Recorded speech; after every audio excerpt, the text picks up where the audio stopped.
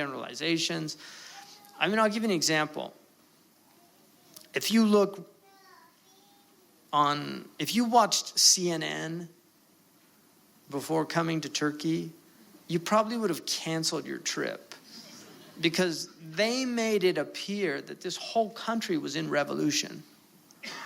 And when you got here in Istanbul, you're there and it's very peaceful, and it's so ludicrous for people in New York. Don't go to Turkey, you know, it's a dangerous place. You know, they've gone crazy. You know, meanwhile, there's people getting mugged all over the place in Central Park, right? I mean, this is so much safer than being in New York. But you know, people are afraid to come to Turkey because they watch the news, and the news is constantly using fallacies. And sometimes it's just pure deceit. But, you know, I mean, they said, for instance, how many people heard that they were going to tear down all the trees to build a mall? How many people heard that? Okay, look at that. That was a complete lie. They weren't going to tear down. They were actually going to remove some trees around the edge of the park to restore the fort that had been torn down. It was an Ottoman military base, and they were going to make a museum.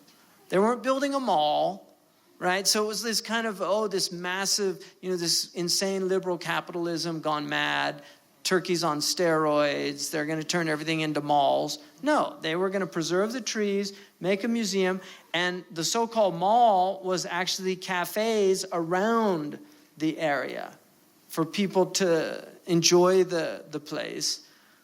But it's a very, very secular part of Istanbul, and some of the people there, the majority of pubs in Istanbul are in that area, and because they put a 10 p.m. limit on sale of alcohol, which is the case in many states in America, right? They have these laws. I mean, you have many, many cities in the United States where you can't sell alcohol and then you have dry days.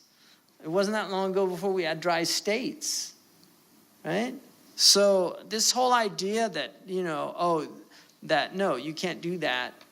If they see fit to, if they're having problems with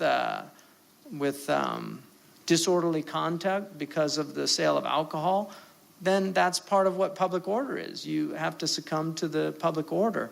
But if you looked at it, you know, these are tactics. People can't think clearly anymore.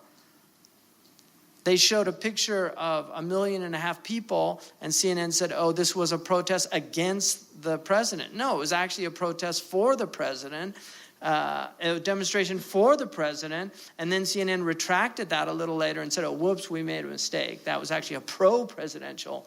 You know, so the people opposed to it were a few hundred people that they gave 9 hours of unprecedented live coverage on CNN International. I mean, where were they when Iceland was in rebellion against the parliament because the banks, they weren't going to pay the banks? Where were they? How many people got to see all the Greek rebellions and the abuse that the Greek protesters took from?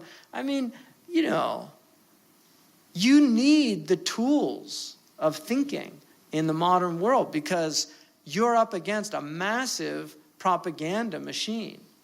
And it's a propaganda machine that is not so much a conspiracy, but it's just they all think the same way. They look at things the same way. And so Turkey, because Turkey is a country that has a very, very troubling history for the West. Turkey was once the center of one of the most powerful dynasties in human history and had an empire that was unprecedented and lasted for a very long time. And there are people that there's a little bit of schizophrenia in the country. They were deeply traumatized. I mean, imagine in the United States or in Canada, imagine Obama announces, we have decided that starting tomorrow, all of English will be written in the Pinyin Chinese script, because we realize that China is a rising power and we want to prepare our young people early so that they'll be able to read Chinese. So tomorrow, all the textbooks are going to be published in Chinese script. It's still English, don't worry. You're not going to be saying ni hou ma, you'll still say how are you, but it's going to be written like the Chinese write their script. I mean, imagine the trauma that that would cause in a nation. And that's what was done here. They went from their Arabic Ottoman script to Latin-based script overnight. And then imagine the trauma to the Kurds of prohibiting them from speaking their language. This is what happened to the Native Americans. They were prohibited to speak their native languages in the United States. Yes. Prohibited to speak their native languages on the reservations, right? Imagine that. And here, for the first time now, they're allowing them to teach their language, to teach. This is what they've done. So this so-called fascist Turkish government that's being presented to Western people is removing a lot of the darkness that had descended upon the people from before. But people are very worried. You know, there's people that are secular and they think, oh, these are the Muslims taking over. Well, they're Muslim people, but they're committed to a secular state, right? And the idea that Islam and secularity are mutually exclusive is false, because the vast majority of Islamic history had relatively secular states. They weren't really Islamic states. The whole concept of an Islamic state is a fantasy in the minds of a lot of the modern Islamists.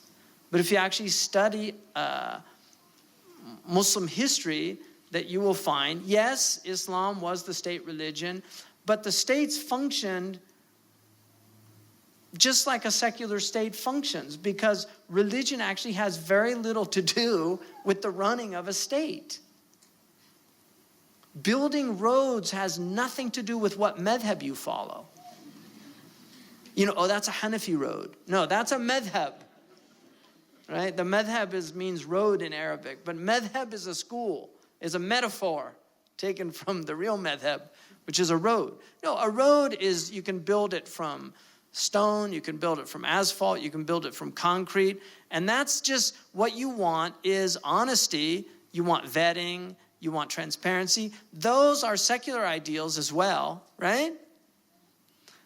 A post office is not an Islamic concept.